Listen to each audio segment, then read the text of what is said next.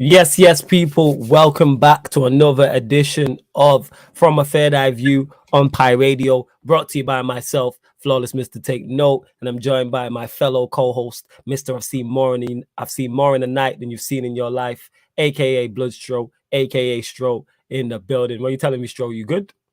I'm good, you? Yeah, man. I'm all blessed for him. One second, I had on I was getting feedback because I had on the YouTube that we're actually on. But yeah, big up to everyone who's locked in. I'm blessed, you know what I'm saying? Not as blessed as our producer, you know what I'm saying? And that, so big up to Toomey. We ain't gonna go into yeah, but you'll see it in the edit if it makes the edit. Shout out to Ben who's editing it, and I said it to Toomey. If Ben doesn't edit what we're talking about into that, you know what I'm saying? And he a hater. I'd be very disappointed. I'd be like, yo, you a hater, fam. You know what I'm saying? You don't want to see your guys shine. You're 110% a hater. But yes, large up to everyone who's always supporting the show, people. Make sure you hit the like button.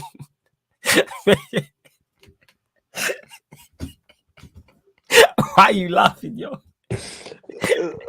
Why are you laughing? Why? I just wish I was as blessed as Toomey right now. Yeah, I need that in my life. You know what I'm saying? And I wish I was as blessed as Toomey in that. I don't get that. I wish, you know what I'm saying? I wish.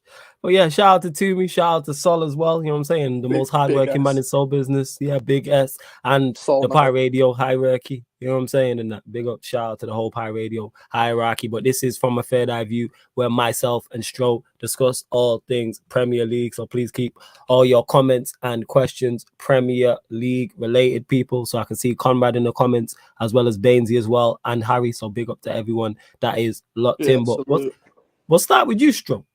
Before we do that, so Conrad says big up Flawless and Stro, big up to Conrad, big up my guy Bainesy, you are streaming with, says come on. Conrad says Flawless, if Liverpool win the league, you have to stop this show. I can't deal with a Liverpool fan happy. I hear you, Conrad. That we are definitely taking. I'm gonna tell Sol that and Toomey in it. Like you'll find another co-host in it. We'll bring a couple new people in if Liverpool win the league title. But we're gonna get to all of that and big up Harry, yo, because that's probably where this joker wants to start. So go on, what game do you want to start with? Go on, fam. Manchester City. Surprise. Go on, talk about it. Just this air of confidence. 12 points ahead. Yeah. Titles wrapped up, titles done. No way we're getting caught. And out of nowhere. Bearing in mind, right, when they were 12 points ahead, we had no Mana and Salah. Or no Mana. No Salah and no Mane. Yeah. Right? Because obviously they both got to the final of the African Cup of Nations. Yeah. I think Gary Neville said this on his podcast, if you just said at that point, Liverpool would close the gap this significantly without Salah and Mane not happening. And we've done it. Yeah. So we've got Leeds. So obviously we still got to play Leeds Wednesday. That's your game in hand. If we pick up 3 points there with 3 points behind, we still got to go to Man City. What an unbelievable position to be in. This title race well and truly back on when everybody, including my fellow co-host, doubted that it wasn't. We're going to get into that. I'm going to give my thoughts.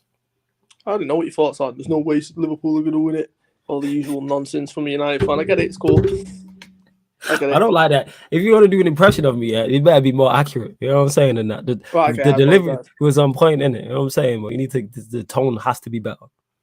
That's like it is, and that. It's Bainesy, I'll try as well. Bainesy just messaged me.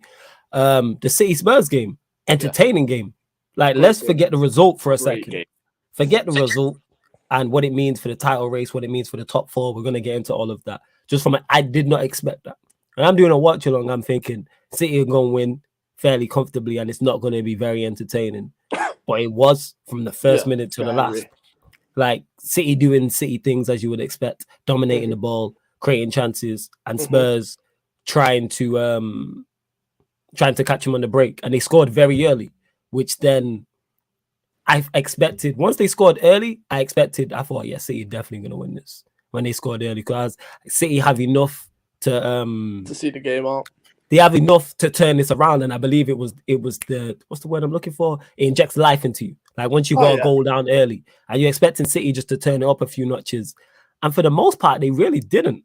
For the most part, for all the possession they had, and towards the end of the game, they were just trying to cross the ball in. And that's really, it's rare to see City look out of ideas. And to an extent, they did. Like, Lloris made a mistake this was filled with mistakes for goals, which you would expect from Spurs because we know defensively they ain't the best, but City are one of the better teams defensively. And the goals they conceded weren't it. All three of them weren't it. The game for, I can't pronounce his name, the guy who scored the first goal. Can't pronounce his name. The new signing for Spurs. Can't pronounce his name. The winger, no idea. Yeah. I know his name. I'm just saying I can't pronounce it. I'm gonna Google it. I can't pronounce it. I don't even want to try and pronounce it. Yeah, because I was just calling him. So I know it's Sulu for short, innit? So I was just calling him Sulu, innit? So yeah. So Sulu scored, but it was littered with mistakes. Like, City are normally very good at pressing and catching teams offside. And then you've got Kyle Walker in the side as well to get back with his recovery pace. But if you look at the line, Kulu, that's it. I just call him Kulu. If you look at the line for the first goal, all over the place. And then Son, Kane, great pass through. Son, very unselfish, laid it off, and then my man taps it into empty net. Very unselfish, taps it into especially when he takes that touch that cuts him inside and you think he can just bend it. It's the fact after that he then decides to square it. I was like, that's a team player. That fair play to him. Absolutely. And then City get back in it, and it wasn't a typical Manchester City goal that got him back in it. It was crossed in. I believe it was Sterling. De Bruyne goes to close down Lloris, and Lloris just spills it, and he shouldn't spill it. Terrible mistake. Terrible mistake. Like, and Lloris is a good goalkeeper, and it's not even like De Bruyne has crashed into him. Like, he's clearly beat De Bruyne to the ball, and I don't know if De Bruyne has put him off, and he believes he's gonna take a whack. As a goalkeeper, you're gonna take a whack. You are gonna get clattered into. It's a part of goalkeeping. It's a part of goalkeeping, and those type of things are going to happen. Because I'm even here looking at the stats. Like, City had 21 shots, but only 4 on target. Spurs had 5 on target. Right, and City had 72% possession, and just didn't create anything. And then obviously Gundogan scores. Then the Harry Kane goal. Harry Kane, actually, we got to give him his credit because he is someone who has been criticized heavily for not turning up in big games and big moments. He was very good. Everything he did was A1. And he had a goal disallowed as well. He had a goal disallowed, and he did miss a sitter. And had City held on for the 2-2 draw, we would have been looking about him different. But this is football, and it's to find margins because you have to score those type of chances. But props and the winner he scores as well. He wanted it more than Walker. It's awful from Kyle Walker. I'm going to talk about you and your Kyle Walker slander. It's been a minute. It's not even that. It's as a fullback when you're defending at the back post, you've got to go and attack the ball. You can't be flat-footed. And he was caught so flat-footed because he's just so overly confident that he's going to see the situation out, and it backfired, and it's cost your team 3 points, and it's put City in a position they've not been in. So when I'm looking at the title race, right, and I'm looking at the title race, skip straight to the title race. Go on, do your thing, fam. Oh yeah, before we move on to the title race, do you believe it was a penalty? It's a penalty, fam. Surely. So I seen him like it's a pen. Look at his arm, it's a pen. All day. Oh yeah, no that yeah. I can't. Who did it hit? Was it hit Romero? It was. Yeah, the penalty. Yeah. Was it Romero who it hit? Yeah. It was a penalty. Okay, so you believe it was a penalty? Yeah. Go on. Stonewall. So historically, I've been looking at the title race, right? And all right, let's go into I've been looking at City, us when we won it. You know the season when we finished on 97, 98 points, right? Yeah. We kind of threw the lead away. So City weren't exactly the ones that were being hunted for the majority of it. We were. And then we threw it away with the draws and the performances and stuff like that. And then City at that point just kind of ran away with it. But do you know what I mean? They've never really put under any real pressure like we were at the beginning of that season. Yeah. This is probably the first time you're going to see Manchester City put under some real pressure in the title race, because if you watch when the title races historically, everyone's run away with it. We ran away with it the season we won it. City have run away with it historically for the past couple of years. Barring the 97, 99 points, City... It's not actually been a battle. No. This is the first time where we go to the Etihad and it's going to matter. Do you know what I mean? Mm-hmm. And I think that's exciting, like, because obviously we were in a position where when we went to them the other season and we ended up drawing and Company scored that goal against Leicester, like, even then they were still in a comfortable position and we were still depending on, I think, what we had to win the game and City had to beat Leicester.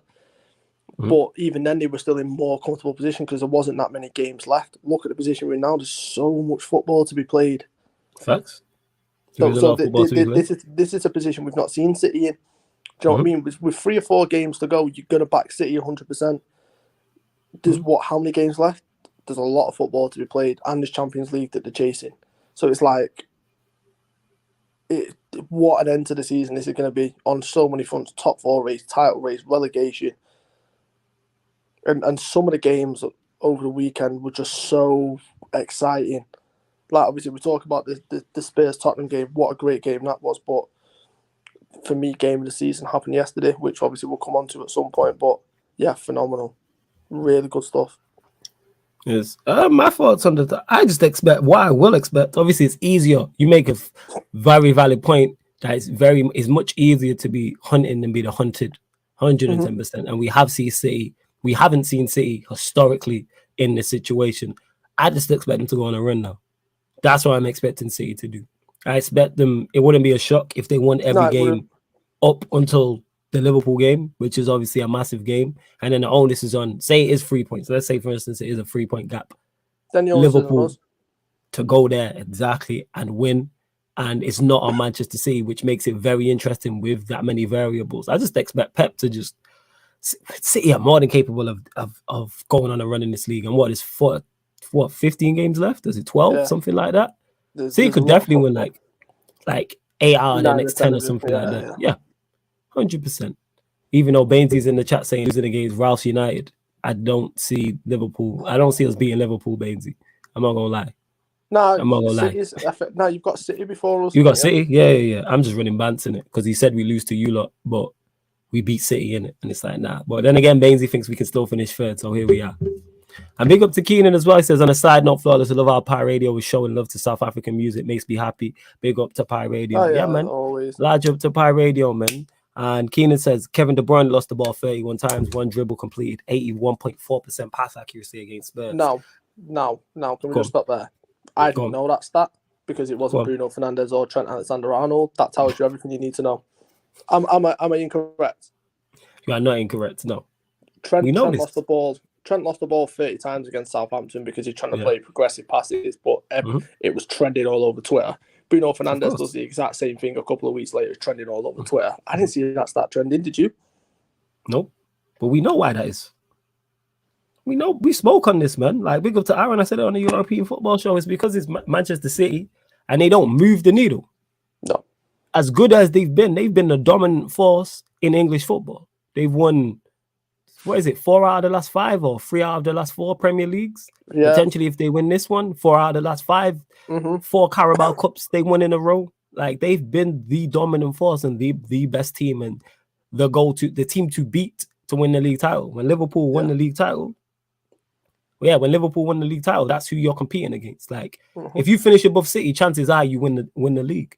But the reason why that doesn't get spoken about is because they don't move the needle. They don't get views. They don't get clicks. They don't get retweets. They don't get likes. They don't get shares. And that's no disrespect to City. But I rate Pep very highly. And what he's done within the Premier League and how he's won it is exceptional. One of the best Premier League managers ever if he retired today.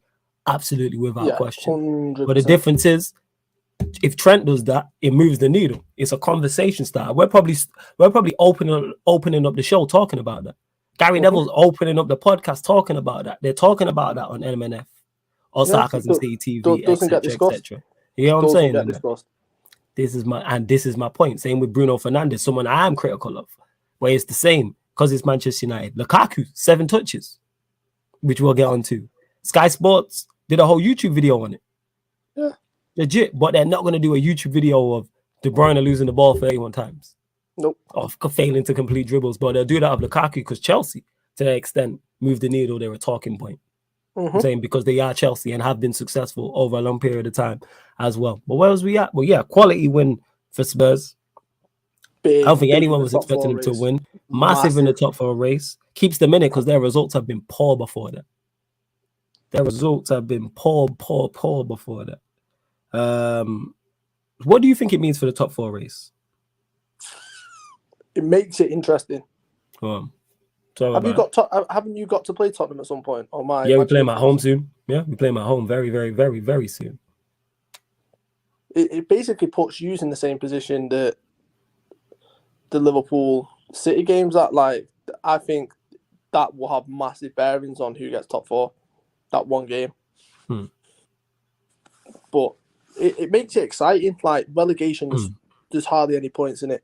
Top 4, there's hardly any points in it. If we do our job on Wednesday, and I expect Anfield to be rocking, there's hardly any points in the title race. 3 points. It's just, it's so exciting. This is probably going to be one of the best ends of the season. As a neutral, you're going to see, because there's so much up for grabs. Why? Because we got a potential wrapped up by now. True. Normally the title's wrapped up by now. Normally top 4 is practically wrapped up by now, when you know who's going to be top 4. Normally relegation practically done, but so much to play for. So like you said, you got a potential title race, you have top 4, and you have the relegation battle as well. So they are, because we did expect the league to be always. What? How's that potential title race? Like, you I know you. This is how petty you are. How am I petty? I just don't. Even though it's this is how I look at the time. Here it is, isn't it? You know what I'm saying? And this is how petty I believe. I mean, not petty. This is how, like, even though the title race is mathematically on, I just don't believe it, son. Like, put it this way, mathematically Norwich can. Let me switch it up. Mathematically, Norwich can still stay in the Premier League. Do I believe they stay in the Premier League? Flawless, right? Just one. Remember, you're a host on a show, and you've got to unneutral. What you could say is this: just say, look, the title race is back on. However, my thoughts on it are, and give what you just said. For you to all right. My thoughts. You can say the title race is back on. This is because I know you with your slick comments. I know what you're like. This guy, man. Why are you on my case, man? This is Bainesy earlier. Like, Bainesy, he mentioned something called expected threat stat that I'd never heard of until he mentioned it to me today. Expected threat stat. Exactly, fam. It's an actual stat. Whole complete side note. And then he was like, wait. What's this stat for? I'm actually intrigued now. It's called, someone give me the idiot's guide. So basically, it analyzes the threat to goal that players are, depending on what position they are on the pitch. So I'm presuming you have zones on the football pitch, and then where that player is, that will let you know how much of a threat he is to the goal. I'm presuming by goals or assists. So say, for instance, you have Salah on the right-hand side. His expected threat in that area of the pitch is going to be high. You know what I'm saying? Whereas if you put, I don't know, pick a player, you put Lukaku, you know what I'm saying, in the 6-yard box, probably not too high. You know what I'm saying? Like that type of thing. Or if you put Lukaku, you put Timo Werner there. These type of players is what I'm talking about. Yeah. Like, so that's what I had never heard of this until Bainesy mentioned it to me today. That's intriguing. See, look, he said the expected threat measures how the probability of scoring a goal changes before the action and after it, giving value to the actions that lead to your team towards more dangerous situations. See, I just gave you the idiot's guide. He gave you the full explanation. See, this is why I want to get on a show with Bainesy. This is intriguing to me, this. Yeah, we'll get Bainesy on. Yo, Bainesy, if you're about, we'll send you the link. That is hop on. Let me know, Bainesy. Hop on. That is a phenomenal stat which I've never heard of before. Hop on. Imagine McTominay in a 6-yard box. I'd love to see that stat. I'd pay money to see that stat. So yeah, that's what it is. So yeah, I don't know why we got to expected threat. Oh yeah, it was you. You know what I'm saying, being mean to me per usual.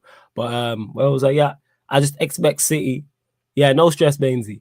This guy in bed at 7:45 is crazy. But as we're saying, you've mentally tired him out with the nonsense you were probably saying on that show as well. Yeah, on that show, I was good on that show today. Today I was good. You know what I'm saying? Ask him. Like, I was on my best behavior, as I always am. And what are you talking about? I'm a joy to be around. I don't know what you're talking about. Also, you sound so much like a kid that's just been like so much historically been in so much trouble at school, where you get one mash out even at school. He's like, ask the teacher, I've done well. I get treated bad on shows, you know, by my co-hosts, whether it's Stroh, whether it's Bainesy, everybody, the Chelsea fans even on sarcasm, see Peter when the surfer. I'll be honest. Do you know what that screams out to me? Yeah. Not a problem. Nah, that just means that you know what I mean. That's what that means. And just take advantage of my good nature. That's what it is. The recurring theme is you sat Nah, there it's with okay. your headphones It's you lot in it. Like that's what it is. Just on my case for no good reason about football. That's what it is. See, Bainesy just sent it to me. So yeah, it's different zones. I'll put this up on the screen here quickly. Hold up 1 second. And yeah, please, yo, to me, if you're listening, can you mod Statman Baines, please? So yeah, that's how it looks if you can see that. yeah, check that out. So that's it. Even though the focus is off. Yeah, that's crazy. Yeah, so that's basically what it is. Expected threat. Yeah. Okay. And yeah, please mod Bainesy. Please mod him.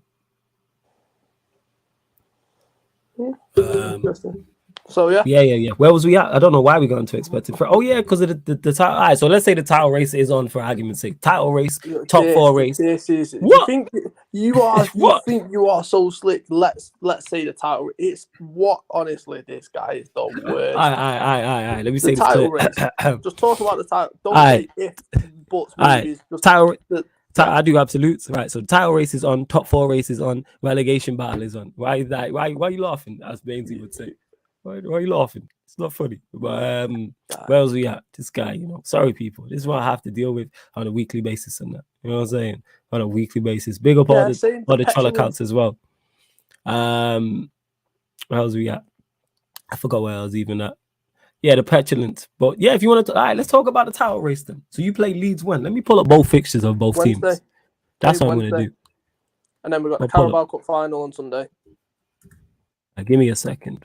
We're going to run through both set of fixtures for both Manchester City and Liverpool up until they play each other and see where United we think they'll land. Oh, we got United coming up in March. Tough game, man. Double R Mafia in the building. First time arriving at Anfield. Conceding 2 in 24 seconds, yeah. Hey, because number 19 wasn't playing. Number 19, that's why. That's what happened. What do you mean, sure? I've said on this show, I know other shows, Manchester United season will go as far as numbers 19, 6, and 25 takers. So we'll get on to United game. Yeah, we're gonna get onto that, but we'll run through City and Liverpool's fixtures. Yeah. Well, large up, you get me. Numbers 6 and 25 for Manchester United Football Club. But we move. Where are we at? Right. So, City's fixtures up until Liverpool. So they play Everton away on Saturday. Then they play Manchester United at home. Then Palace away. Brighton at home. Everton are in a legit relegation battle. Oh, yeah. We're going to get onto that as well. And then 100%. And then they play Burnley away before Liverpool at home. Then Liverpool have the following. Leeds at home. Then they play West Ham at home. Brighton away. Arsenal away. United at home. Watford at home. And then Manchester City away. All right, so let's run through City.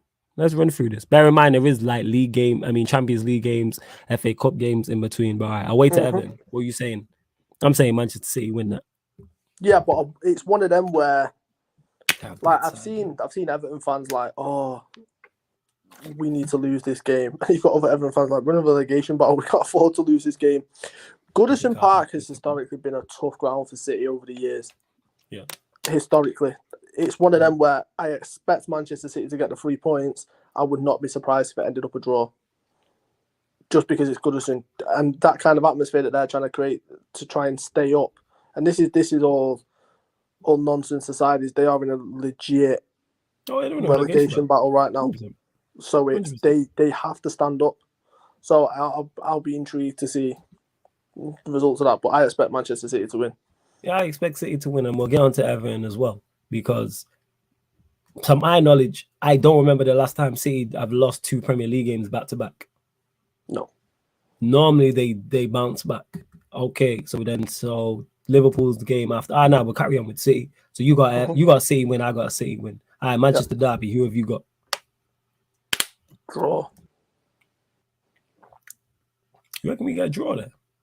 Why? I fully expect, just because there's something about the Etihad which suits United style of play, and I just think it would suit Ralph, like just the counter-attacking style. I just think that I've got draw in my head. Could be wrong. It could be a complete whitewash. I just expect a draw. Can I see us? I don't know if because we've won there the last 3 times. However, there is context to all of those. One being one that we run, they was light years ahead in the Premier League. Like it was clear in the Premier League. The second one was a second leg winning the Carabao Cup, but they had already won the first leg 3-0, I believe. So you have to add context into the. But at the same time, the context, they were well clear in the Premier League. Don't forget they could have won it that game. And in my opinion, there'd have been no better game for them to win the Premier League than against your rivals. Wait, was that? Nah, they couldn't have won it. You're talking about the Pogba game. Yeah. Yeah, no. This one they couldn't have won it that time. The one where I think Martial scored twice. They couldn't have won it. Yeah. It's when Martial scored twice. Martial scored once. Yeah. They couldn't have won it, but it was like miles clear. Right, but no, it wasn't mathematically possible. Bainesy will probably let us know in the chat. But yeah, okay. Did we beat City? I'm gonna have to agree with you, unfortunately. Say draw. I'm gonna say draw. I can see a draw. All right, Crystal Palace away. City. Yeah, I reckon they turn them over. Brian at home, same. City. And then they're away to your boys Burnley. What are you saying? Absolute whitewash. Hey, Burnley in decent form though. Still, I think they've lost 1 in 5. And it was to your mob. I'm being serious. I know it was. Yeah, like they've in decent form. They've only lost 1 in 5 because they look dead and buried. They are in decent form, but it's Manchester City going to Burnley. So we've got City pretty much winning every game apart from the Manchester United game. All right, and then obviously they play your mob, which we will answer at the end as well. So on to Liverpool. Your guys. Next game, Leeds at home, which is Wednesday. Liverpool. Yeah, that could be a big score. That could be 4 or 5-0. Like 110%. You are gonna create so many chances against Leeds. What about your boy Bielsa? Because that's your guy. Like you are on the Bielsa band. We will come on to him when it comes to the. Because you are the Bielsa band lead singer, fam. You know what I'm saying? So we're gonna talk about your guy. We're gonna get to that. So yeah, you have a Liverpool win, as do I. Next one is Liverpool West Ham. Liverpool. Yeah, I would say so. Right. Oh yeah, crap. You not playing the EFL Cup final on Sunday. Yeah, I'm gonna do a watch along for that. Away to Brighton. Liverpool. I think so too. All right, tough one. Where the Emirates? Liverpool. Yeah, I think Liverpool too. So according to us, then, if that's correct, to Manchester City, Liverpool, it'd be what, a point in it? See the point. Yeah, but we don't get these things right. So someone's gonna drop points somewhere, whether that's City or Liverpool or both. Yeah, like, it'll be one of them where both. City drop points, then Liverpool drop points, or Liverpool drop points, and City drop points in the same weekend. It'll just be some not some nonsense, exactly. But it'd be something like that. But yeah, exactly, exactly that. Right where we are. Shit, I forgot where I was gonna go. All right, on to City Liverpool. So let's say hypothetically we're right, and there's a point in it.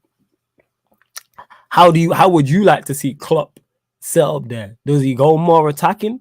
Does he give up the ball to City and do the Spurs thing and try and catch him on the counter attack? Or is that how does he approach it? What do you reckon Liverpool historically have played well when you've gone like. We are normally the only team that really go in, try and outplay City, press them high, we're aggressive, and off the back of it, there's a reason why Klopp's got the best record against Pep teams because he's not afraid. He's not afraid. I want to see that. Yeah, I would learn from an end. One thing I like about your games. And when I say this City Liverpool, like all bias, all jokes aside, because I'm a United fan, the games are very entertaining and they're high quality. Like the 2-2 one at Anfield, I genuinely enjoyed. Oh, it was such a I genuinely enjoyed that game. Like 110%. I genuinely enjoyed that. Like that was a good game. Like fully. Like from a quality. And when I say that, people, I'm talking about the quality on show, the quality of the attacks, the quality of the goals, the quality of the transition, the quality of the movement of the ball, even the defense. Yeah. It was just top notch, and it's two of the best teams in Europe. Let's call a spade a spade. Two of the best teams you got. What? I think they've competed in the last 3 finals if they all been there or something like that. Yeah. Or 3 out of the last 4 or something. So and they're consistent in last 8s, last 4s in Champions League. Well, not so much City, but definitely Liverpool's. And obviously we've spoken already about City's dominance domestically in the country. So it makes sense as to where. But yeah, man, it's gonna be very interesting. So you reckon Klopp's gonna go there and just try and implement Liverpool's style of play? Yeah. And respect what Pep does, but still be confident enough that his team goes there and gets to win. Because whoever wins that, the momentum, that's a pendulum swinger. That swings the pendulum. That's a big pendulum swinger. Huge. It's one of them as well. Like, for example, if, let's say, for example, City are winning to the 90th minute and Liverpool nick a last-minute winner, even that's a pendulum swinger. Both ways, you know what I mean? Because just the momentum of nicking a result there... Yeah, it could have astronomical consequences on the title result. So yeah, it's that game's build up to be so big. Yeah, they are gonna. Yeah. It's gonna be a goodie. 9th of April. It's gonna be a goodie. I'm looking forward to it. Big up to Prime in the cut as well. Yo, Prime, if you want the link, hop on. You know what I'm saying? I'll send it over to you because it'd be good to get a Chelsea fan's perspective. But where do you want to go next? Yeah, like I said, we'll talk about United, talk about Leeds. Yeah, we're not even spoken about the Liverpool-Norwich game. Oh, yeah, let's go Liverpool-Norwich then. We can go there. How did you... I didn't watch it. Because I was watching obviously, I'm at the event on Saturday and I look 1-0 down. I'm like, 60 minutes. I'm like, ooh, don't do this. Panic starts to set in. And then, Mane won. Great pass from Henderson. Now, I give Henderson a lot of stick for his Burnley performance because it was awful. Yeah. In Milan, he came on and changed that game. Hence the reason why we went on to win 2-0, which is a big result away at the San Siro. Big result.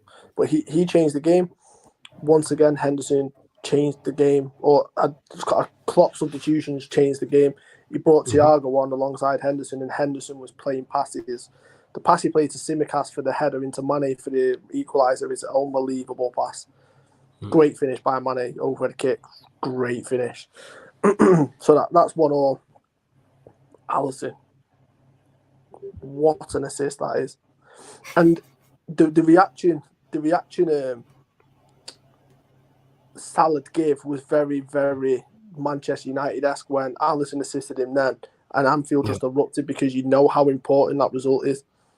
Just to nick that second one, like, cause we are in the title race and Anfield realised it, the atmosphere was through the roof. And it's a great take from Salah.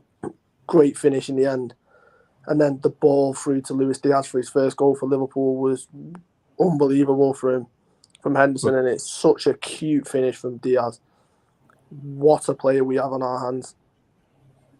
Are you fan? Yeah, talk more, because he seems like a Klopp player from the clips I see.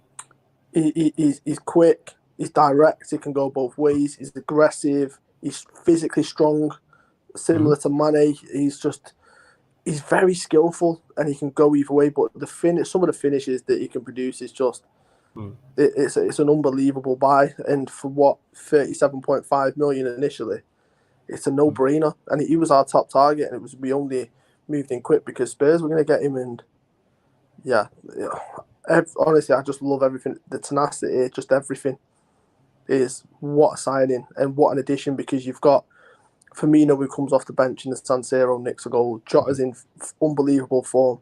Looks like he's going to be out, or looks like he should be fine for the Carabao Cup final. But like, we've got attacking threat now, and then you've still got Origi who comes on and who always delivers a solid job. When he comes on, he'll always nick you a goal. So we finally got some real attacking prowess and some changes that we can make in 2 games back-to-back. Klopp's had to make changes and they've worked, and they've changed the game. Liverpool haven't had that for a while. Everyone looks at Liverpool like, oh, it's just your 11 and the rest of it's weak. Like, when you see our bench week in, week out, it's like, actually, we've finally got a squad that is able to compete now, which is all we've been asking for, especially in attacking areas. Yeah. So it's good to see. Right? Like you ask for more and you're getting more now. Now you have bench. Now you have a bench where players can come on and change the game. You mentioned Henderson, you mentioned Firmino. You can throw Diaz in that. If Jota's not playing, Jota's another one. Thiago came on and changed the game. Like imagine bringing Thiago on off the bench. Come on. Yeah. Even when you went a goal down and I wasn't watching because I was on with Cams and Cams was, I was like, there was never a doubt in my. This is why I didn't start trolling, because there was never a doubt in my mind that Liverpool were going to win that game. Yeah. Like I fully expected you lot to turn it around. Like 100. Like there was no doubt in my mind. This is why I didn't even run bants one little bit. Like if I genuinely believe you would have dropped points, I would have ran jokes, I would have messaged you, all that type of stuff. The assist from Alisson is just next level. That's key players doing things at key moments. That's what that is. Key players doing key things at key moments. Like, and that's what you need when you're running down league titles. When you're trying to win league titles, yeah, go on. Because you know, like when you see on Premier League years and you see like momentum changes, this felt like a momentum changer. For us, like Anfield believes like actually no, we can do this. We're in a title race now, and you heard it when Salah's goal went in, and you see Salah's like celebration. You realise like actually we're in this now. We finally, like, you know, when for example he scored against United and everyone finally believed like actually we're going to win the league. That kind of reaction. It felt like that when you watch it back and you see the replay. It's like no, they fully believe we can do it. And then you see the Tottenham result, and that's why I'm telling you, Anfield on Wednesday night is going to be unlike anything you've heard. You not through that tie's dead anyway. No, but you know what I mean. Like it's going to be rocking. Oh yeah, of course. You're 2-0 up. You're in the driving seat. I watched that game. No, I'm not talking about. I'm talking about Leeds on Wednesday. Oh yeah, crap! Your game's the week after. My bad, I forgot. My apologies. Yeah. Oh yeah. You're right. Oh yeah, you're gonna walk through them even more now. Like I don't normally get on the whole Anfield under the lights nonsense. However, I agree with you on this. It's two teams I can't stand as well. I can see you putting them to the sword because we put 4 past them. I could easily see you doing 5, 6. So it's just like it's that would be a good game to watch. But yeah, I forgot you were in the Champions League. Speaking of one of the teams, let's move on to, for me, the game of the season. And I'll tell you why it's my game of the season. All right, go on. That's a big statement. So old-fashioned. The pitch, the water, the challenges that were flying in, the atmosphere. Got caught in the nostalgia and that. Mate, literally, yeah. Like, I hate how good Harry Maguire is at his knee slides. It really irritates me. But, like... Hey, Alanga's knee slide was better, but we move. No, but it's just like... Just the pitch, like, it's... Leeds have spent a hell of a lot of money on the new pitch because the pitch last season was awful and just wasn't playable at times. And you could just see it throughout the game. The ball, instead of it just skidding off, was slowly starting to stick. Like, you know, the ball when Pogba just... I'll come on to that in a minute because I've got a thing about Pogba. When Pogba lays the ball and Ronaldo tries to tap it in, but it's behind him because it sticks. Just and Ronaldo should have scored, but hey, I know exactly what you're talking about. No, Ronaldo definitely should score. But then you see the challenges that are fighting in. There's a bit of bite in there, and there's the drama because of 2 goals in 24 seconds, and it was just from a neutral. It had everything. He did. Do I think McTominay should have got sent off? Absolutely. How he stayed on the pitch is absolutely beyond me. Someone explain to me how he's still on the pitch. What challenge was it? What was it? What I must have missed this. What was it? What was the challenge? So number one, although he didn't mean when Cock splits his head open, it's reckless and it's late. That's a yellow card. It is. It's late and it's reckless. It's endangering a player. It's a yellow card in the rule book. 100% a yellow card, right? Then he gets booked for the first time, right? And then he gets a foul towards the end. And you see Rafinha kicking off, like, you know when Rafinha got booked. Rafinha. I seen Rafinha in that. I seen him getting into it. Still on the pitch? Yo, man, because he was in his element, man. That was his time. Slide tackles, dirty socks. I'm saying dirty shorts, long socks. Like McTominay was in his element, flying into tackles. Listen, entertainment value in it. The ref was like, I want to see this. I've seen Manchester United tax at its finest for years. This felt like one of them occasions. I was just like, what is this? How is he still on the pitch? It's beyond me. But you see bad refereeing decisions all the time. It was just a great viewing. It had absolutely everything. Everything you want to see from a game in the Premier League, that personified it. It just the pitch played its part, the atmosphere, the referee played its part because it was letting the game play a lot, and it really contributed to the game and just made it even more entertaining. 2-0, you think game's done, and then bang, you then see the you then see Rodrigo. Yeah. That's what we've been doing. Playing well in first half, even though we weren't great in the first half, but we were good enough. Value for 2-0. Game should have been done. Stroll, you already just mentioned the Ronaldo chance, so it should have been at least 3-0. We come out slow in the second half as we did against Burnley and conceded, as we did against Southampton and conceded, as we did against Middlesbrough, conceded. After the games, after them first half performances against those three teams should have been outside. So then we conceded the first one. Cross shot can happen. Yeah. That's just one of them. You just unlucky. But now it's on what game management. To Ellen Road though. Yeah, they erupted set off Ellen Road in that. You know what I'm saying? For more disappointment down the road. But here we are. But my point is, it's then game management. It's facts. You know what I'm saying? All that drama and nostalgia of the 2 goals in 24 seconds, and what did it get you? 0 points. You know what I'm saying? More relegation worries.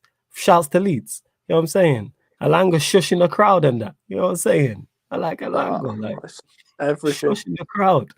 You love to see it. Maguire giving it the whole. Love to see it, man. I've seen the still of Maguire celebrating, and I love that. That's what football is about right there. That is it. I tell you what football isn't about. A club the size of Manchester United scoring its first goal from a corner in February. That's been Manchester United, isn't it? Like, here's what it is. What on earth is that stat? We focus on the good. You know what I'm saying? We focus on that's what Ralph's done. He's come in and look, we're even scoring from corners now. Oh, here we go. It's facts. Am I lying? It was like 100 and it was like 200 corners. Ralph lands and then boom, look, we score from corners. Honestly stunned when I seen that. I was like, what? I wasn't. Yeah, and Bainesy, I did see the Maguire picture on Twitter. It's not a shock. In the slightest, it's not a shock. Because our set piece delivery been awful. Sure, even though his set piece delivery for that goal was good. Bruno, whoever's been on corners for us, that's why it's been, I think it's like 250. Yeah. 250. Tells you all you need to know. Now, here's the issue I have, right? In this game, you've seen the brilliance of Bielsa and you've seen his stubbornness. Now, talk about top elite managers are very, very stubborn and very set in their ways, right? Please tell me why Forshaw was on Pogba.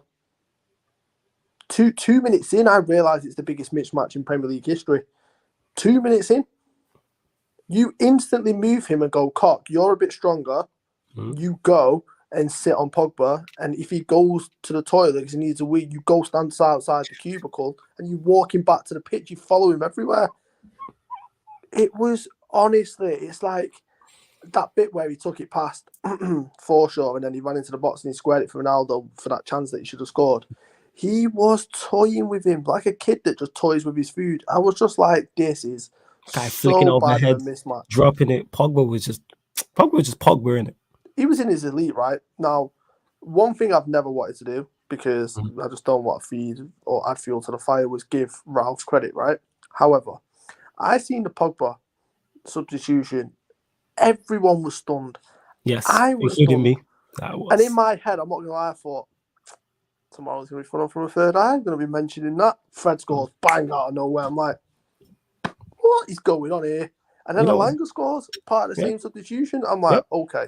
Know what's going on? Double R Mafia fam. I was like, that. It was a very smart substitution. Yeah. It's a great finish from Fred, by the way. Phenomenal. Very good finish. One thing I am going to say is the Bruno Fernandes skill. He couldn't do that to me. It's awful defending. How has he not got a touch on it? Yeah, he's got to intercept it. At first, it looked like a good. It looked like a good piece off from Bruno, and it's like, nah, it's not. He's just these things. Like even the touch into Alanga's feet, it doesn't mean the touch to go to Alanga. He's trying to set it to his left so he can have a shot himself.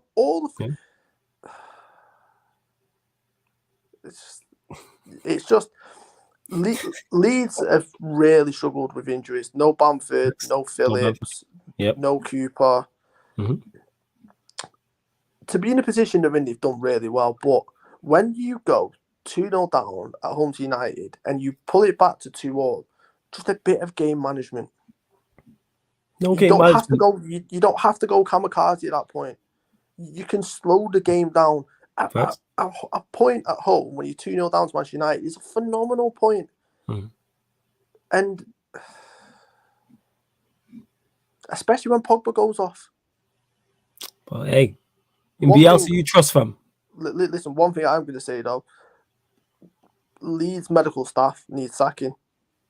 How are you trying to put Robin Koch back on the pitch twice?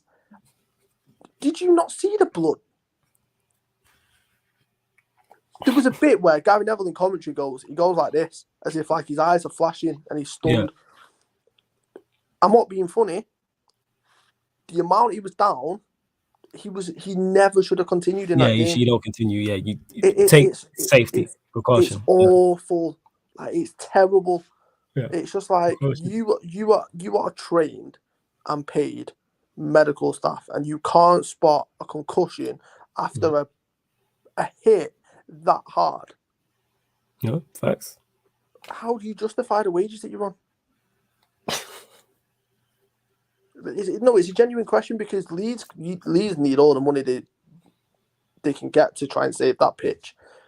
Any more rain on that, it's just going to capitulate. It's just going to fall apart. You're going to need Noah's Ark. You know what I'm saying? Yeah, 100%.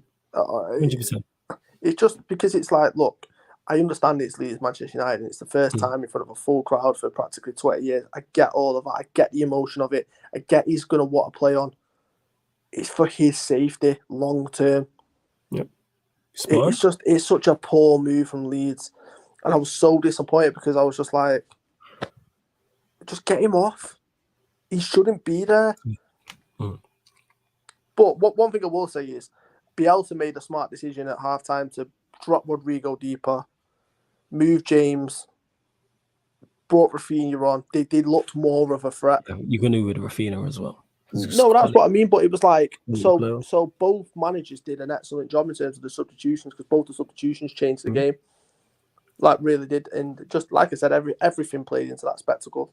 It was stunning viewing. As a neutral that grew up on these games and remember what these games were like, it had an old-fashioned feel to it because there was some challenges sliding in. You're like, ooh. Let's go, man.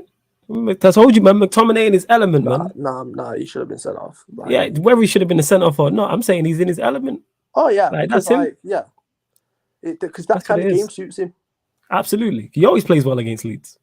Yeah, he always plays well against Leeds. But it's like, on a pitch like that kind of game, that kind of hostility and that kind of atmosphere, like, he was loving it. Yeah. But yeah, what a game that was. It was. For me, that's my game of the season so far. Yeah, and talk about game management again. Once they scored the first goal, just like, all right, let's just quieten the crowd and get on the ball. But no, you get Bruno Fernandes trying to make a turn on the edge of his own box. Pocket gets pinched. They concede. Shaw sleeping at the back post. Typical Manchester United, and it's 2-2, and I'm just like. But this is what I'm saying. It's like, because of the atmosphere, I don't think Forshaw goes flying into that challenge like that if they want to nick the first one because of the atmosphere. Do you know what I mean? It's a little bit more flat. But this is what I'm saying to you.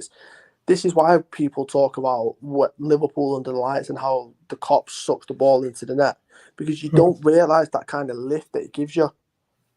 Forshaw never goes into that challenge like that if the atmosphere isn't up and rocking. It's a clean tackle as well. It's a clean tackle. No, it's a great challenge, but you get my point. He just stood off him and tried to manoeuvre his body to try and make him play a certain way so they could press. He'd have never flown in like that. Yeah, absolutely. You spot on. What I was even going to say.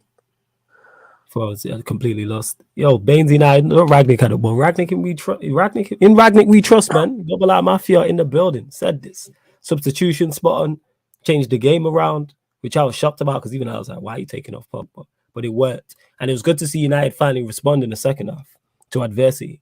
Because when it goes 2-2, I'm thinking, geez, draw all over. But I always expected us to at least create more chances just because it's Leeds.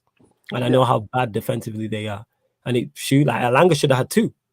Like the one he missed. That one with the left foot where he tried to bend it. The one he missed is criminal. Again, the one Ronaldo missed, criminal. Jadon Sancho as well. That's someone else I need to give credit to, because he's come into his own recently and been a star guy. He's been the man. And all it took was a run of games. That's it. All it took was a run of games, and we're seeing the best out of him. Everyone like Bundesliga's tax. Can he hack the physicality? Sancho will be fine. And Sancho has been fine. Like people just really, I don't know. Obviously, if you're being petty and you're trolling, I understand it. But people who legitimately try and criticize Sancho, bear in mind he hadn't had a run of games at that point. And we're seeing it now with Dalot, because Wan-Bissaka played, and you see the difference. You see a huge difference from when Wan-Bissaka plays and Dalot plays, because Wan-Bissaka is just not it going forward. He's not. And when I seen that back line, I was like, I know we concede him today. Well, that's all his back line. Tell you what, one thing which really surprised me was Lindelof. Yeah, how that's many exactly times what just said. Did he go driving forward? Yep, and helps out one of the goals as well. He did. He played well. Him and Maguire, I give credit to. They both were decent, but Lindelof played very well and has been in some good form. Because I look at it and well, yes, Maguire scored. I get that. Is there an argument it should be Lindelof and Varane? It should definitely. In an ideal world for me, it'd be Bailly and Varane, but Bailly's not fit. So the next best thing to that is Lindelof and Varane. Yes, I agree. I don't want to see Maguire. I just wondered, but I thought Lindelof had a really, really good game. Yeah. I thought Luke Shaw was poor again yesterday, like really poor though. Yeah, Luke Shaw is just not, and you see the difference. Like I said, you see the difference between Wan-Bissaka and Telles. You also see the difference between Wan-Bissaka and Dalot. You see the difference between Telles and Luke Shaw.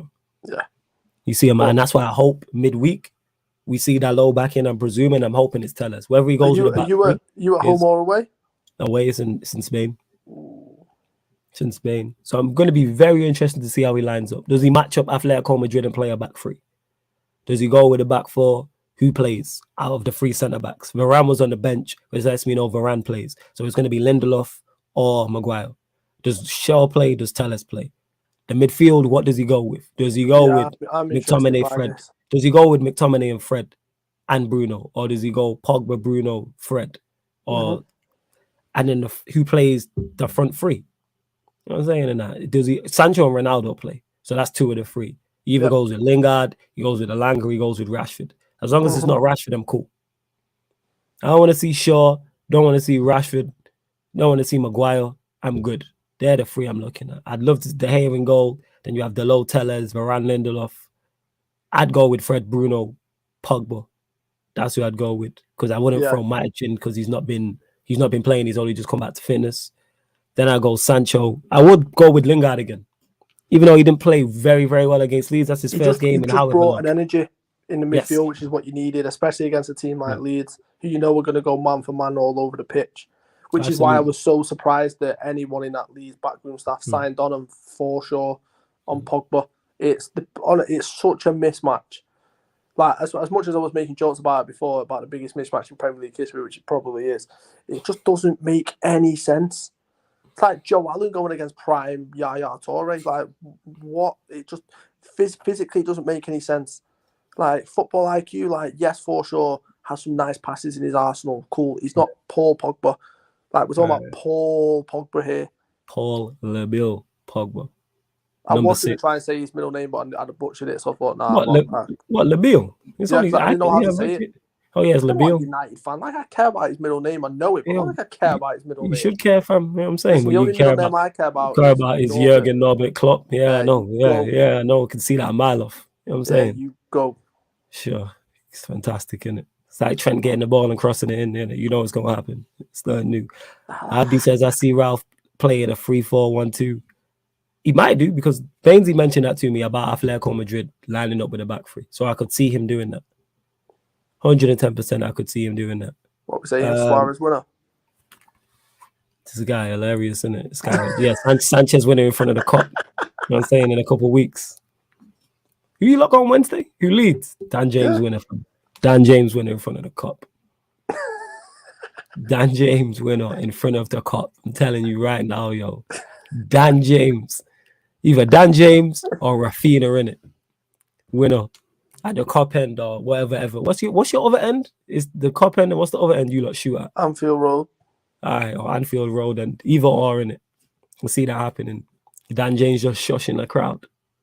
I'm telling you, man. Dan James just shushing the crowd. James, as much as I think he's got some actual potential now, he's being coached by a proper actual coach, has not got the minerals to even attempt to try and shush anyone at the Cop. He would definitely do it. 100%. Or he do the Super Saiyan. Oh, you do the Super Saiyan thing, either or in it. He's standing there and celebrate in front of him in it. He's not. I would definitely do that. Scoring at the Cop End, I would definitely be giving it all of that. Mate, if I scored at the Stratford End, I'm taking my shorts off. I'm taking my top off. I'm swinging both of them with both hands. This guy's running around in his undies, you know. You know what I'm saying? I respect it. I hate like Batman just running around in undies, yeah. I hear you. Listen, I'm going wild. Bielsa tactical masterclass. It definitely wasn't prime. There ain't no Bielsa is just attack and vibe. In the camera, the lot. He's attacking vibes. That's what Bielsa is. Like his attack is exceptional. Like the way he attack, Leeds will consider no matter who Leeds play against, they always seem to create chances. It's rare they have they are one of the most entertaining teams to watch. Oh, absolutely, because you know, at both ends of the pitch, you're gonna see defensively they're weak, so you're gonna see a lot of attacks on their goal, and they're gonna attack. It don't matter if they play the same way, whether they're 3-0 up or 3-0 down. 3-0 down. Like even 2-0 to the 2-2, they still played the same way. They were still trying to attack. And Ellen Road will encourage that as well. Because the fans will get frantic until they get shushed by Alanga. You know what I'm saying? I think they're still quiet now. He did. Why are you laughing? Yo, why are you laughing? You know what I'm saying? They still got shushed by Alanga. They did. That is a very good impression. Oh, yeah. That's because I stream with Bainesy on a regular basis and he says it to me all the time, innit? Like someone in the chat will say something funny. I'll laugh and he'll blame me. I'm like, yo, why don't you get to the person who's telling the jokes? What, like Stat Blatter? That's my favourite one ever. Yeah. Oh, Stat Blatter.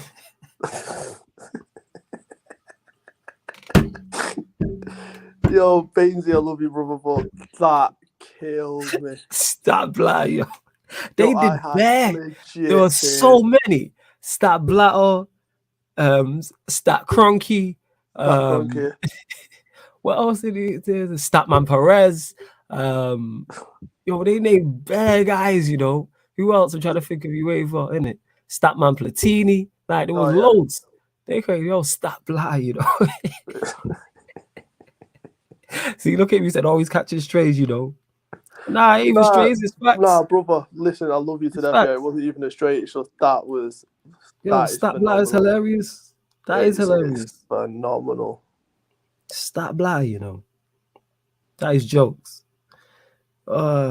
Jesus. Bainesy, man, I ain't got people running up bands like me. Like you've made it. Like just Statman Baines. You know what I'm saying? Bainesy. But yeah, like the only reason why he keeps telling you to say that because you're coming out with some absolute nonsense at the time for us. That's why. What was I coming out? What nonsense was I coming out with? What are we talking about? I know you spew some nonsense. What nonsense do I spew? I'm absolutely knowledgeable, logical opinions, and back up these logical opinions. No. You're very knowledgeable, absolutely. Right? Thank you. Opinions is up for debate because you have some wild opinions, and you what wild opinions do you have? You will back up these wild opinions. What wild opinions? Where is he? What are we talking about? Double R Mafia, number one, unproven. Double R Mafia in the building. We've just landed. Shout out to my guy Eddie. I thought you landed at Chelsea. Nah, we knew here, like in terms of he didn't play against Chelsea. He didn't take. Now he went in charge. That was Carrick. That was Carrick. His first game was Palace. United are back. You said that on the show, and I've got clips. We are back. Back where? 100%. Back like better, fam. That's where we're back. What? Better. That's why I'd say we're better. We are better. We're miles better. No. I will clip the whole thing because I've got it on my phone somewhere, and it's we're pulling up to Stamford Bridge, full chest. United are back. We're gonna pull up at Anfield. We're gonna pull up at the Etihad. I didn't say Anfield. I said it was the bridge. And what else did I say? I was gassed, yo. Jesus. Why was I so? You probably annoyed me. That's what it was. You annoyed me saying so. It was the Etihad, and you said, "Listen, we are turning up. We are laying our flag. Double. You literally Manchester United are back." I've got it clipped up. What result happened? A result happened. You went away to Chelsea. There's more to it than that. No, it wasn't. You went away to Chelsea. I mean, you were going back and forth like we always do. Oh, see, so yeah, it's your fault then. Yeah, that's what it is. You sparked that. It's my fault. It's my fault for you to run absolutely wild with your nonsense. How's that my fault? Yeah, it was you because you was probably gassing up Liverpool about. Flawless, you are fully. Listen, you're a fully grown man. If I told you to go jump off a bridge, you wouldn't. You are fully responsible for any nonsense that you spew out of your mouth. Nah, fam. Nah. And you're gonna hold that. It was you, fam. What I'm saying. It was nah. We back. Nah. It was bridge. We back. It's because you was running some form of Liverpool prop. Or you was shitting on United. It was one out of two. That's what happened. I want the full context. I just didn't go from 0 to 1,000. That's very unlike me. So you was talking some nonsense about, Ralph did it like you are now. Like, yeah, we are like, we back in business, 100%. We're leveling up now and we have got better. Our performances have got better. Our results have got better. It's the least I'd expect you to get better. You're Manchester United Football Club. You're going on like you're Everton. We've been awful. This guy with his cheap shots at Everton. We've been awful. You don't realize how bad we've been over the past 3 years. I do realize our squad's actually worse now. Ralph's dealing with a worse squad because of January. But yet we're still getting results. Yes. And we've improved. One thing I do like, no stress. One thing I do like, any questions you have in the chat, let us know. One thing I do like about Manchester United is the fact we have improved defensively, both stat-wise in terms of clean sheets. I think the game against Leeds, I think that's only the second or third time in Ralph's reign we've conceded one goal. We've conceded more than one goal in a game, which is exceptional. And even on the eye test, we're better defensively. Is there still levels to go? Yes. But we was on the floor. If you want to say United were 1 out of 10 defensively, now we're operating at 5. Do we want to aim to get 10? Of course. You want to be 7, 8, 9, 10s, like minimum 7s and 8s every game, but it's all a gradual process. Bear in mind, we have defenders who aren't good enough. I'm saying, like, we do. I know it's saying, what should I give Lindelof an apology? No, because I still stand by what I said on Lindelof. Has his form been better? Yes, absolutely. His form's been better, 110%. But that doesn't stop what I originally said about him. And for where Manchester United are trying to go, Lindelof is not it. That's the same as Wan-Bissaka. That's the same as Harry Maguire. That's the same as Luke Shaw. That's the same as Scott McTominay. That's the same as Bruno Fernandes. That's the same as Marcus Rashford. That's the same as Cristiano Ronaldo. These are the issues that Ralph is facing, that we are a squad full of squad players. And this is why we're struggling. That's just why we're in a top 4 race. If we had actual first teamers, if we actually have first teamers who were quality, we wouldn't be. We'd be in and around Chelsea. 110% we would be in. But then again, that comes to... We should be higher up, 100%, if we had a proper team. Because the other players around that are fine. Our players who are top, not like our first team players are very good. It's the problem we don't have enough of them. Varane's exceptional. This is a perfect segue onto the Chelsea game. Oh, let's go into the Chelsea game. You're going to admit you were wrong. About their position in the league. Yeah, it's looking kind of peak still. I said that last week, though. No, you didn't. No, you didn't. No. Once again, Flawless decided to die on a strange hill. The strangest of hills. This guy. And decided to say with chest, confidently, once again, yeah, but they're going to finish above you. It don't matter anyway. I did, but I said, I did say last week, or it was 2 weeks ago. I remember specifically when you asked me about it, because I said title race is over. Well, I said, and you said, what about the top 2? And I was like, yeah, that's looking a little bit more peak. That is looking a little bit more peak. That one, I'll say, yeah, it looks like I called that wrong still. Chelsea finished in second. I did. See? I'm saying, I get more things wrong than I do right. This is not a shock. Well, this is probably why Statman's constantly telling you to shush.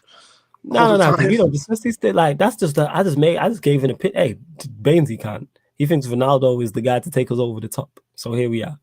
Ronaldo should have been the guy to take you over the top. You finished second last year. Well, you know he's not good enough to take him or take any team over the top. Ronaldo's not that guy anymore.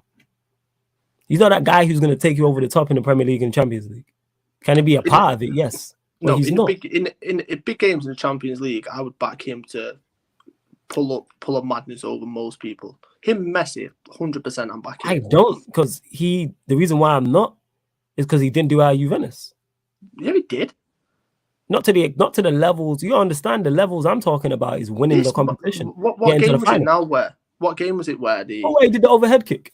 No, that was against Juventus. Oh, that was against. See, I'm forgetting that. No. But was it Ajax or Porto or someone where they were 3-0 down and he nearly scored a hat trick to pull him back into it and take him through? Come on, and that's quality. This is a Liverpool fan. Yeah, and I fully agree with you. That's quality. But old Ronaldo to me scores that hat trick. I'm being deadly serious. This is the level I hold him to. Like, and folks who know, I'm not saying he's not that guy back then. Again, people prime Ronaldo. United have a genuine chance of winning the Premier League. Prime Ronaldo's in this team right now. United have a genuine chance of winning the Champions League. Absolutely. I'm saying he's no longer that now. Yeah, does that mean he can't? Does that mean he can impact? He can't. I'm not saying he can't impact games. Could he impact the game against Atletico Madrid and score the winner on Wednesday? Absolutely. Could he score the winner in the home leg? Could he score in both? And that's the reason we go through. Absolutely. But what I'm saying is, I don't believe he's the guy to take us to a final and win us a final. Bear in mind two things I just said there, people. If United come up against Liverpool in the Champions League, I'm not looking at Ronaldo to be that guy. I'm not. Legit. I'm looking at numbers 19, 6, and 25. That's why I said that specifically with those three. They're the players that are going to take us over the top. If number 19, 6, and 25 turn up against anyone, I'm not saying we win a tie against Liverpool, but I'm saying we have a chance, and that's anybody in Europe. Liverpool are strong favourites if United play them. If United play any of the three English sides, play Bayern Munich, we play Real Madrid or PSG. Am I forgetting anyone? I say they're probably Real Madrid and PSG. That's the biggest five in the competition. They're probably the five favourites. I'm not confident. We're not strong favourites against any of those five. But with 19, 6, and 25, we 110% have a chance in those games if they turn up. If they're injured or they're form dips or they have bad games, it's a wrap.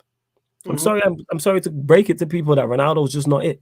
When is the last time he was that guy? Yeah, this is a guy who won the Champions League 3 times in a row. Did he not win it 4 in 5 years? Yeah, 4 and 5 years. So look at the levels I'm talking about. 4 in 5 years, and we're talking about nearly a hat-trick against Ajax. In a worse Juventus team, though. Come on. Yeah, it was a bad Juventus team. Don't get me wrong. You had Alvaro and Morata up top.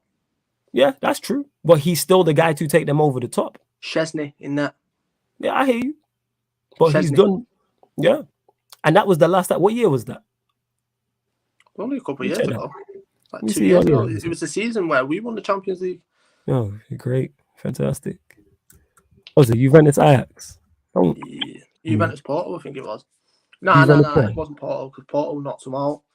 Yeah, when he struggled against Porto as well. Look who they've gone out to. This is what I'm saying. Like, they're the games we're talking about, and I hate talking about it, but these are the games we're talking about. And hey, Bainesy, I'll shut up. Ronaldo turns it, and again, I'm not talking about him getting us through against Atletico Madrid because I favor us in this tie. I'm talking about, does he turn up against Liverpool in a 2-legged tie and be the difference maker? Chelsea, Bayern Munich, Manchester City. Could be. PSG or Real Madrid. I think, all right, put it this way. So let's say hypothetically, Liverpool go through against Inter, United go through against Atletico Madrid, and we draw you lot in the quarterfinals. I look at that fixture and go, this is not on Ronaldo whether we go through or not. That's how I'm not looking at it. Like, I'm not. Who did what? He went out to Leon, did you say, Bainesy? What are you saying? Last season was the only time Ronaldo underperformed in the champs. He got something to prove.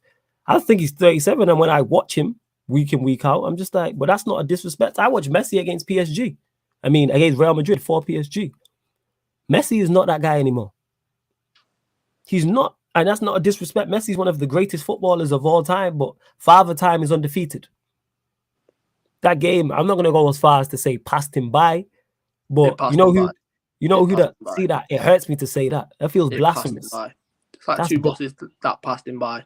Blasphemous. He was running for that bus and it just went flying past him. Blasphemous. And you know what's crazy? Blasphemous. That is the case. And if you don't carry on, you can't stay at that level. You're not going to stay scoring 90 goals in a calendar year. It's difficult scoring 50 goals in a season when you're 37 years old. And that's my whole point. When you look at PSG, Real Madrid, who was the star guy for PSG? Who was the bright spot for the entire game? Mbappe. He was yes, Mbappe is the man at PSG. He is the go-to guy. That doesn't mean Messi. I see Messi score against City, and he can still have an impact because he's still talented. Same way Ronaldo's still talented. They have Neymar as well, who's very talented. Verratti, who's cold. But you look into Mbappe to take you over the top. I'm saying for PSG. And with United, it's not Ronaldo. It's not.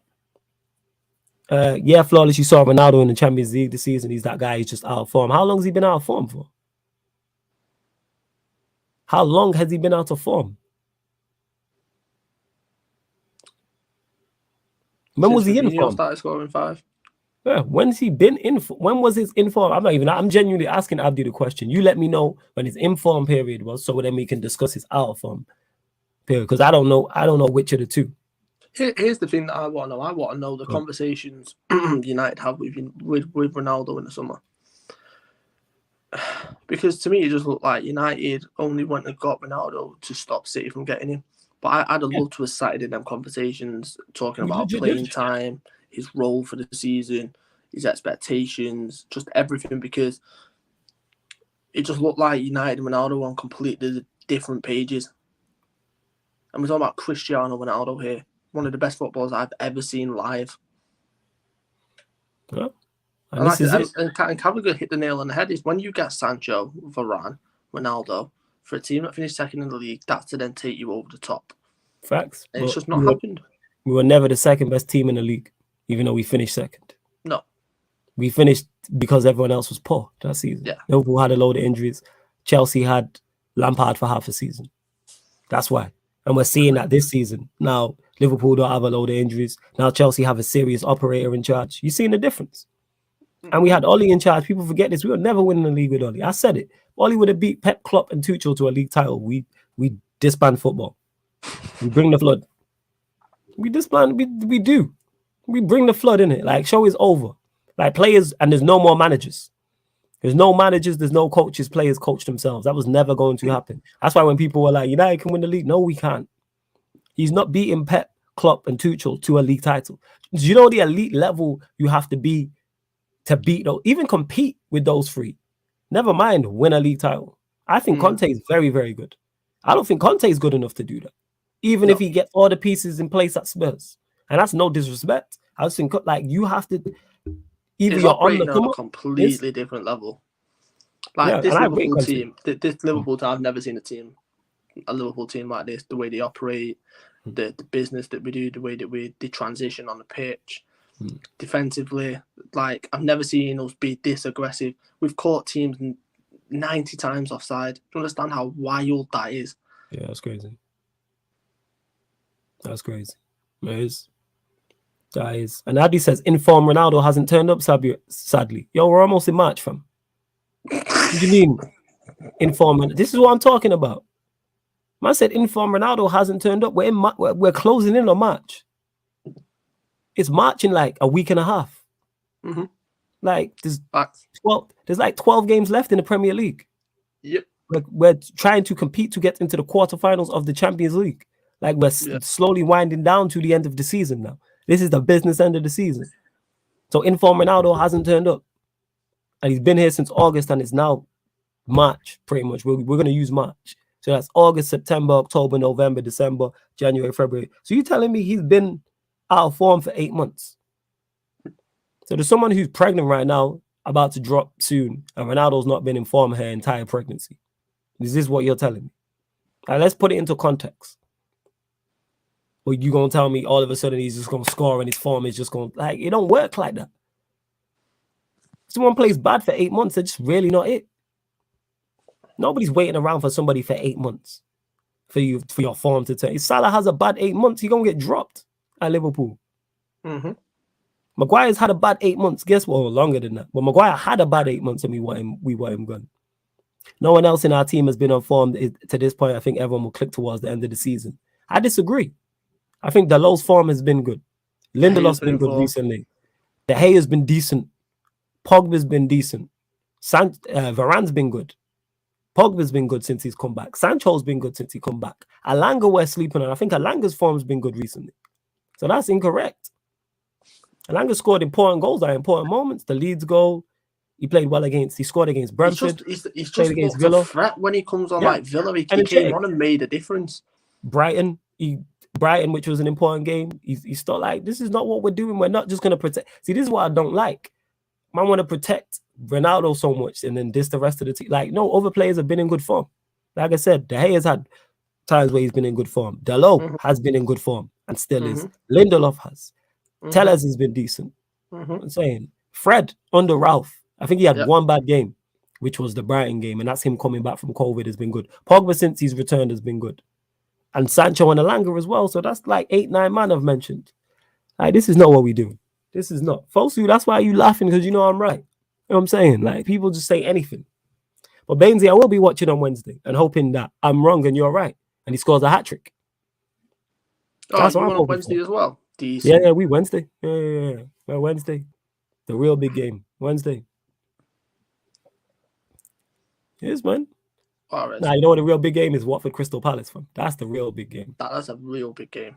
That is a real big game. I'm saying birds versus Hornet. Yeah, Hornet's a bird, innit? And then they got Eagle. So it's bird versus bird, innit? Man, Hornet versus Eagle. Where we at? Where do you want to go to? We went off on a tangent. So we spoke about Chelsea, we spoke about Poole, spoke about United, spoke about Leeds, Everton, spoke about Norwich. All right, go on, take it away. I know you want to chat about Everton.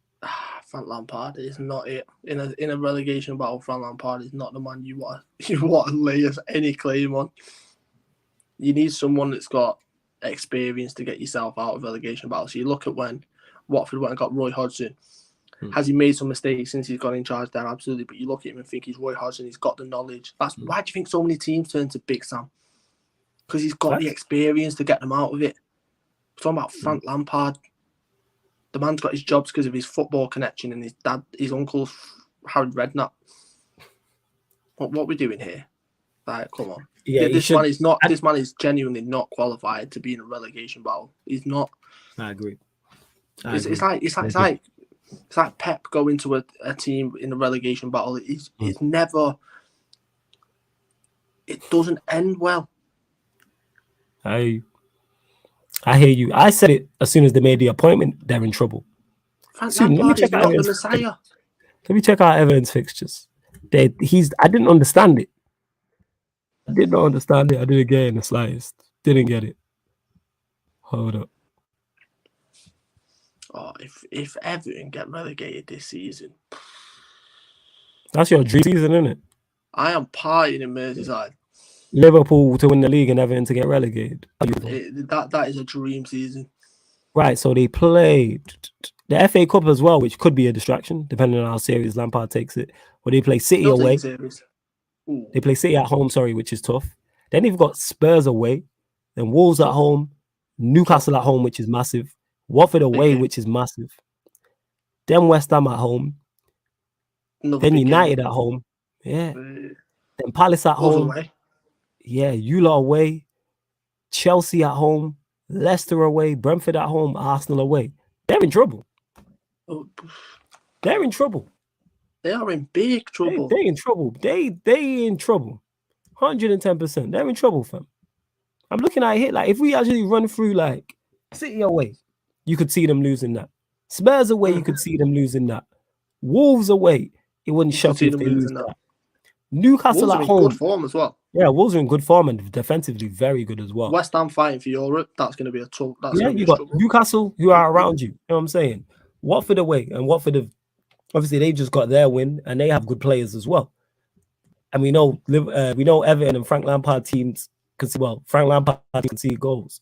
Then West Ham away, like you said, fighting for Europe. United also fighting for top 4. You got Palace who could be in and around him at that point, depending on Palace games. Yeah, the Merseyside derby, and they don't travel well to Anfield, even though they won there last season. Lampard's just going to shout Klopp again on the touchline. Yeah, he is. Good shout again. And then Chelsea at home won't be easy. Leicester away. You would expect, if you're looking at maybe Leicester, Brentford at home, and then Arsenal away. But even Arsenal away won't be easy, depending on what Arsenal are fighting for at that point. Probably nothing, but we move. Yeah, like the documentary, innit? All for nothing. I can't wait to see this Aubameyang stuff. When he scores a hat-trick on the weekend as well, it's just like, oh! Facts. But yeah, see, Fosu says as a Chelsea fan, I was hoping Lampard never got the job because they had Benitez, Ancelotti. The chances of him succeeding are high, in my opinion, isn't it? The chances aren't Lampard high is of him succeeding because he's Frank Lampard managing a football club. This man tried to sell N'Golo Kante. I will continuously bring this up every single time Frank Lampard is mentioned. How dare you try and sell N'Golo Kante to anyone? The guy tried to sell Rudiger to Liverpool. Make that make sense. Yeah, because he wanted Tarkowski, innit? And he wanted Declan Rice. Yeah, he wanted Tarkowski, Declan Rice. Hey, that's certain people's go-to managers. We move. Stroll leave the Lampard slander every day. Jesus Christ. Do you constantly see? I don't even think he slanders Stroll, and I love getting onto it, but he's right what he says. Like, C1, you know that Lampard's not it. Take away you being a Chelsea fan and Lampard playing for Chelsea. Lampard's not it. However, even when I look at their fixture list, they could be... Wait, let me see Leeds' fixture list, because that could change it. Because I did say Leeds as the third. Let me see what Leeds have got. Bearing in mind, Bamford's close to return. I think Calvin Phillips should be back soon, and Cooper's back soon. But they have a massive impact. Oh, of course. So they got Liverpool away, Spurs at home, Leicester away, Villa at home, Norwich at home, Wolves away, Southampton at home, Watford away, Chelsea at home, Palace away, City at home, Arsenal away, Brighton at home, Brentford away. So I would say there's, on paper, Leeds' fixtures are slightly easier, I would say. There's more games you look at and go, they get points. Yeah, just because of the way Leeds play, kamikaze style. Like, listen, Frank Lampard was one of the best midfielders you will ever see in Premier League history. He's not it as a manager. He's unproven, and this is my whole point. When you're a team that's fighting relegation in the Premier League, you cannot turn to an unproven manager, regardless of his stature in the game. He has to have some credibility as a manager, and he's got none. He shouted at Klopp on the sideline, "Well done. Where's your FA badge for that?" Has he still not got his FA badges? No, he has, but like, you get my point. Like, everyone made out like it was his big thing. Like, oh, Lampard said this to Klopp. Like, go and win a trophy. This guy. What? He bottled promotion with Derby. Let's call a spade a spade. Did he or did he not? Did you see that team he had? Did he or did he not? He should, yeah, because he did take him from 6 to 6, and I heard. Obviously, I don't watch the championship like that, but I did hear the championship. You know I do. Yeah, he bottled promotion with Derby. He took them to the playoff final and bottled it. Actually, you do watch. Wait. You watch the championship kind of like you watch it properly, don't you? Might have to start. I might need you for something, fam. I'm not gonna lie. But side note. But yeah, go on. So it's like he bottled it. He bottled that playoff final. That playoff final, Derby would have strong favourites. Yeah. Harry Wilson, Mason Mount in form, Tom Lawrence. Yeah. Huddleston Huddleston was doing bits that season. Yeah. Like they should have gone on and won that, and he didn't. So it's like you don't turn to a Frank Lampard at this point for a relegation. Like, no, regardless if you're the club the size of Everton, regardless if you've got Ashley Cole on your backroom staff, he can't play anymore. So he's not going to be able to help anything.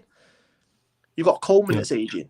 You need someone with a proper plan, proper tactics, an actual game plan, game on game, to get you points, to get you out of this situation.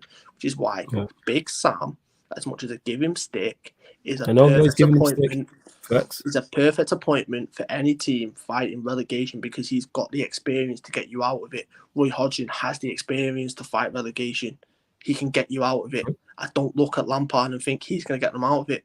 You see the appointment, you think, why have they done that? 100%. Please make sure whether you're watching this live or right now or watching this back, you hit the like button on the video. Make sure you do that. Hit the like button on the video and subscribe to the channel as well. Make sure you do that. Hit the like button, subscribe to the channel. What results? What have we saw?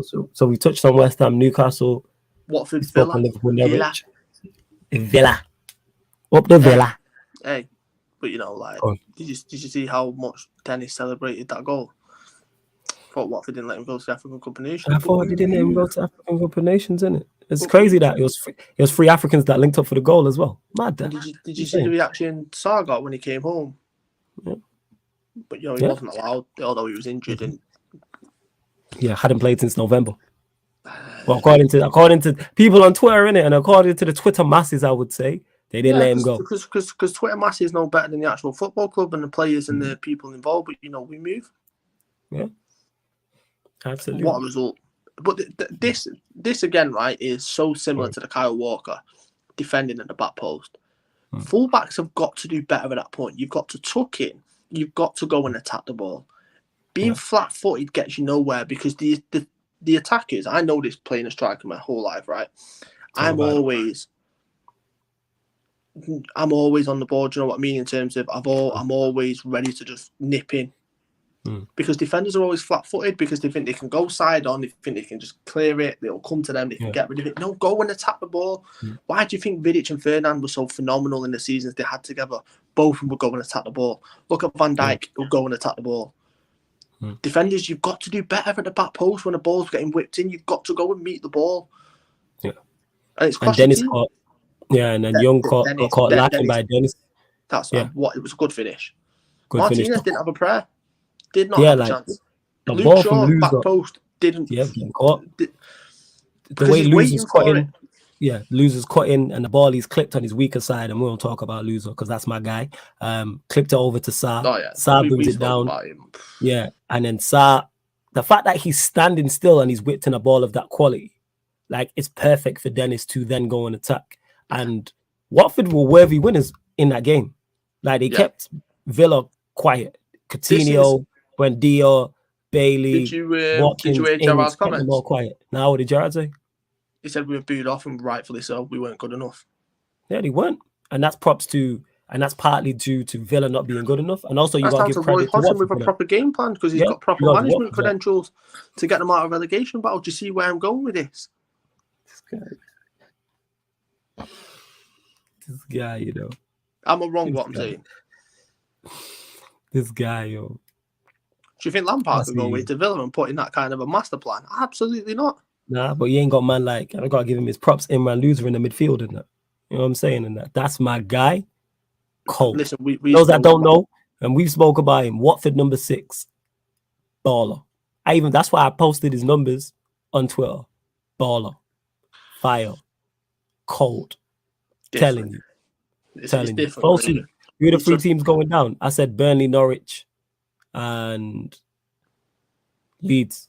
Well, having looked at the fixtures, it could be Everton, but I'm still going to stick with Leeds. Listen, if it's Everton, this is what we're doing. We are having a Pie Radio relegation pie. This guy. You are. I don't want to see Everton go. What? I don't want to see Everton go. Listen, if Burnley and Everton go down in the same season...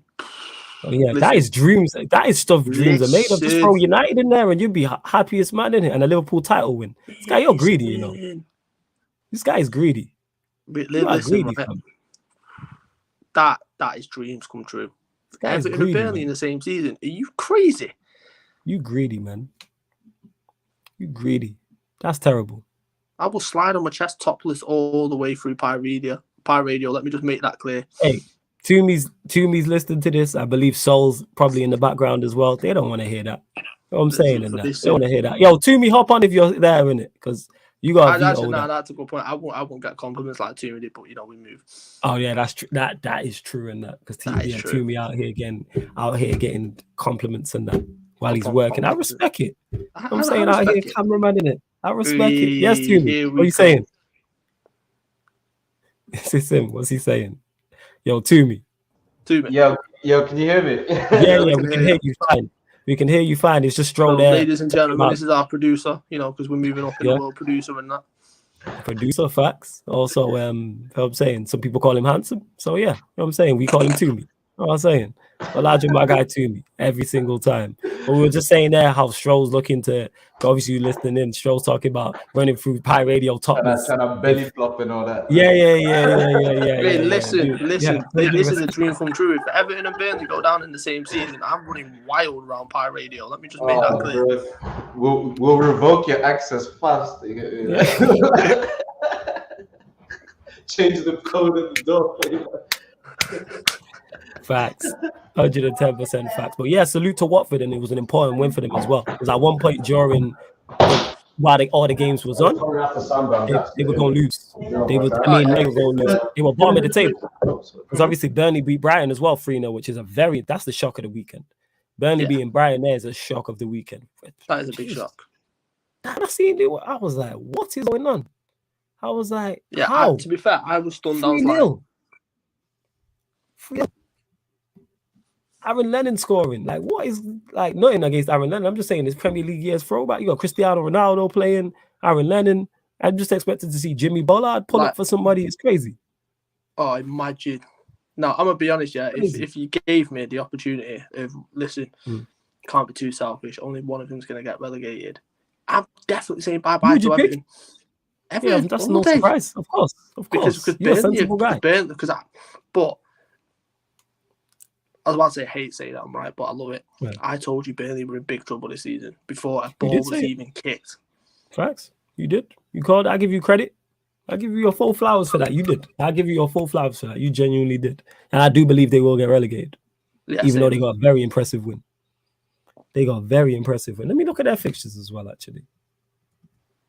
Let me have a look. Where we at? Where we at?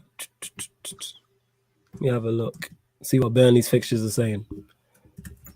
And see who they play and stuff like that. Because I think for relegation side, you want to play teams either in and around you or teams who are like mid-table. Nothing to play for. Yeah, you want not much to play for type of thing. Like your Palaces. You know what I'm saying? Teams like that. Who are just like in the middle of Southampton, etc. Yeah. So I'm looking there. So they play Spurs at home.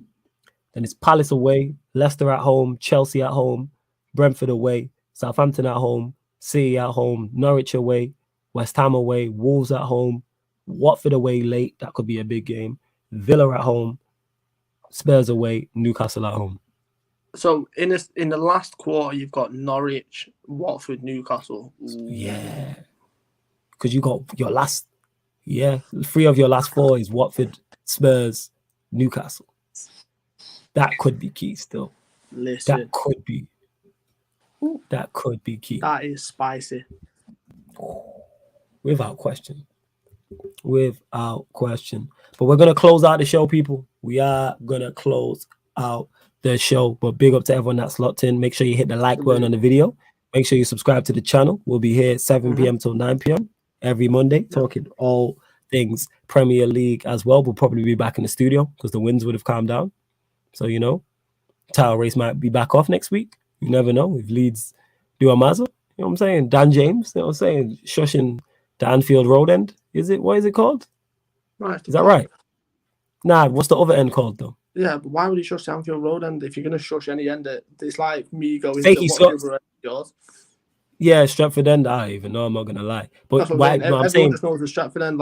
It's like I'm saying if he scores at the Anfield Road end, he's not gonna do it at the Bayo. Listen, if I scored at the other end at Old Trafford, you would. I'm doing it. Yeah. You're that petty in that. You would. I'm saying he's not. If it's raining, I'm trying to do a historic slide from the halfway line all the way to the. He's not. You're a joker. He's not, is what I'm saying. If he scores at the Anfield Road, he'll sell it. What you carry on in it? You doubt Dan James? I will carry on. You carry it because I'm gonna keep an eye on that game. You keep an eye on that game. You keep an eye on that game. If Dan James scores, you know I'm messaging you, right? Suarez taps. You keep an eye on that game. You just focus on Atletico Madrid. I mean, Atletico Madrid light, innit? You make sure you deal with Leeds. What? Using my hamburgers now, yeah. Using my hamburgers now, yeah. Because we went there and slapped them up. Yeah, and we're going to follow suit, fam. I'm saying we're going to get the result that needs to be done. Simeone masterclass. It's all on 19, 6, and 25 in that. So I'm calm. If they'll see those 3 on the pitch, I'm good.